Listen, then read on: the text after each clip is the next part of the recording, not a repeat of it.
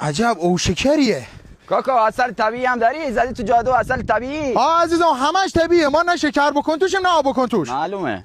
سلام، شما زنبور داری؟ زنه چه بور داری جان؟ ما اومدیم اینجا تحقیق کنیم راجع به اصل. اصل همین دیشو خوردمش تا صبح چه سر حال بودم. مطمئنی راجع به اصل داری حرف میزنی؟ خانم من 7 8 سالی میشه درگیر اصلم، بعدش هم هیچ کی مثلا من فکر نمی‌کنم روش غیرتی باشه. اصل منم اصل اینه که هر کسی بخواد بخوره یا بهش دست بزنه. این چه طرز حرف زدن درباره دختر مردمه؟ ما اومدیم راجع به اصل دختر پشت باز تحقیق کنیم. خانم من چه میدونم اصل کیه چه وضعیتی داره؟ من یه اصل تو زندگی بیشتر از نزدیک ندیدم، یا هم زنبور ریده. واسه به من گفتی اصل کویی بهت میدم، میخوام همش شکره. اما گل کجا بوده؟ اینا مجبورن رو گل رو همه چی بشینن تا اصل شدار بشه. خدا اینجا پرواز میکنه تا نوک کو. اما اصل هم داری؟ کیلو چنه؟ کیلو 500. داری تست هم داری؟ تست هم داریم ولی یواش.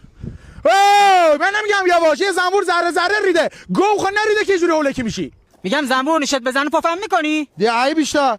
این زنبور چه چشاش قرمزه؟ رو گل نشسته جیگر. کدوم گلی میگی؟ وای حالا تو کدوم گل میگی؟ تو کدوم گل میگی؟ تو کدوم گل میگی؟ تو کدوم گل میگی؟ بلم بکن. حتی زنبورم گرتی شده. یه زمان گردن انقدر کون انقدر یکی انقدر میرید. اما من نمیگم گرد بری زنبور عالیه. مصرفش عادی شده هادیه. اما تو چه زبون نفهم گرد تو گرد ازم نمیکنی؟ نه. سهراب من از زنبور میترسی که کلو ورنم داری؟ من با گردن کلفتم از زنبور بترسم جناب عالی بفرما. ای